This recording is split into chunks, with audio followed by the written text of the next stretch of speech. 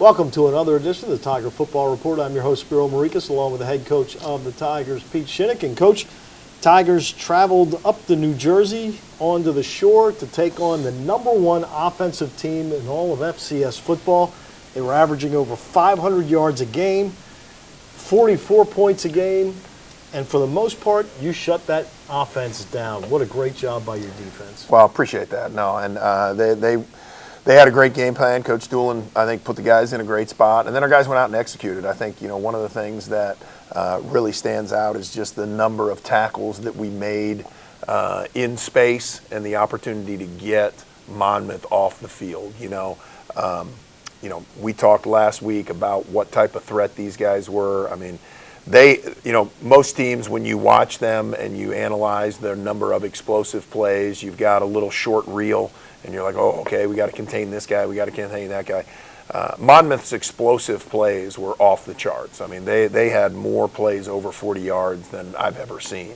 And so to really limit them to a handful, and one on an out-and-up touchdown and then a couple of posts was really an amazing job by our defense, because FIU couldn't do it, everybody in the conference couldn't do it, so to hold them to 14, great testimony to our guys' work ethic and the game plan that we put together. And they were trying to go deep constantly. Probably 6-7 times in the first half, throwing deep out patterns, and they couldn't complete any of them. No, great coverage, and I think he ended up having about 22 incompletions or something like that. I think 17 of them were on deep shots and on balls over 25, 30 yards.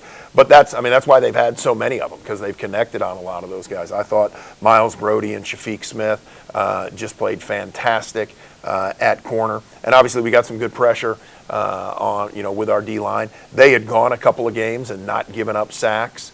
So to get 4 sacks, to get them in a passing situation, then be able to get pressure on them, that was huge. And so, the telling stat, I feel like, was holding them to 2.2 yards a rush. They came in from the Bryant game, and they ran for over 300 yards. So to be able to minimize what they could do in the run game, that's a team you really didn't want to make one-dimensional because of how they threw the ball so well. But so much of their game is RPO, run-pass stuff, and probably, I think he threw the ball 50 times. I think, probably 38 of those 40, somewhere in there, were just pure RPO stuff. So to get them out of rhythm, to be able to do that, a great accomplishment. Yeah, the Tigers held them to just 56 yards rushing, and they, as you mentioned, over 300 yards against Bryant. They were averaging 200 yards a game on the ground, and to hold them to just 56. But then your offense also played very well. Sean Brown completed 27 passes, 240 yards, 2 touchdowns, no interceptions this week. Huge. And you ran the ball well. Devin averaged 5 yards a carry, Tyrell almost 4 yards a carry. Yeah, great effort. Again, we felt going into that, and it's really kind of this stretch of games here in the CAA that we have. I mean, got to be great team football. Really have to be, we have to execute in all facets of the game to be able to come away with victories. And so, part of the game plan was we need to hold the ball a little longer than we have. You saw that not only in the first half, but the second half. I mean, unique second half. Each team only had the ball 3 times in the second half. I mean, I've coached a lot of games, haven't had that, but our offense had a 9-play drive, a 10-play drive, and a 15-play drive. So, I mean, that's, just, again, great team football there. Devin is running extremely well. Tyrell is running extremely well. So both those guys, I think, give us a great 1-2 punch. I think they're both over or close to 800 yards right now. So, I mean, they're doing a great job with that. And then Sean, again, we talked about his interceptions last week, frustrated with that. I mean, I thought he was extremely accurate. He had a couple of drops that we don't typically see, but his balls were on point where they needed to be. And, again, complete team effort there. So really excited to see it. All right, now, another top 20 team this week, as you will travel down to Richmond to take on the Spiders. They're coming off a huge win over Bryant, 41-14, and their quarterback Coleman completes 15 of 16 passes for 278 yards and 4 touchdowns. So you faced a team that was great offensively, and now you're going to go and face another team that is very good offensively. Yeah, and I mean, I think the thing about their offense is, I mean, they just really feed off of each other, and they do a really good job of spreading you out. Probably one of the more disciplined teams that we've seen.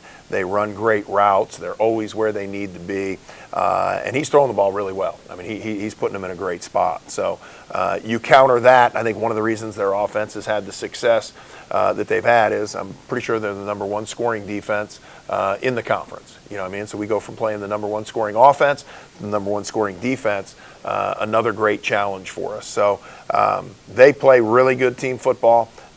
They do not have a lot of mistakes. They are not out of position. Going to be a great test for us. Got to continue to be, you know, the team that we were last week. Be very disciplined, on point in how we're approaching this and what we're trying to do. And again, another team that likes to run the ball. I mean, they've rushed it so far this season 324 times and only thrown it 186. Yep. Some of that may be that they have had a couple of blowouts where they're just trying to end the ball game and run the ball a lot, but they are a two-dimensional offense. They are, and I mean they're not afraid to come out and you know, find your weaknesses in their passing game. I thought they attacked Delaware really well. I thought they attacked North Carolina A&T really well. The Bryant game, obviously, they got a huge lead early. I think they were up 35-7 at halftime, but they really did a great job of just kind of exposing your holes, exposing your weaknesses. So again, very challenging group.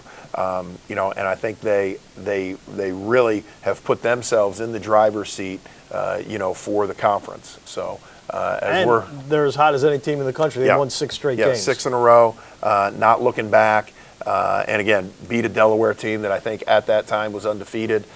So to be able to knock them off, obviously both Delaware and Richmond leaving the conference. So you know, I'm sure that's a great win for them to, you know, get that against Delaware as they're leaving out. We'd like to do the same to Richmond and give them a nice parting shot. Send them away with a nice parting gift there of a Towson victory. All right, so the ball game 2 o'clock on Saturday. Ben Rosenbaum and Gordy Combs will have it with you on TowsonTigers.com. So for the head coach of the Tigers, Pete Shinnick, I'm Spiro Marikas. Thanks for tuning in to another edition of the Tiger Football Report.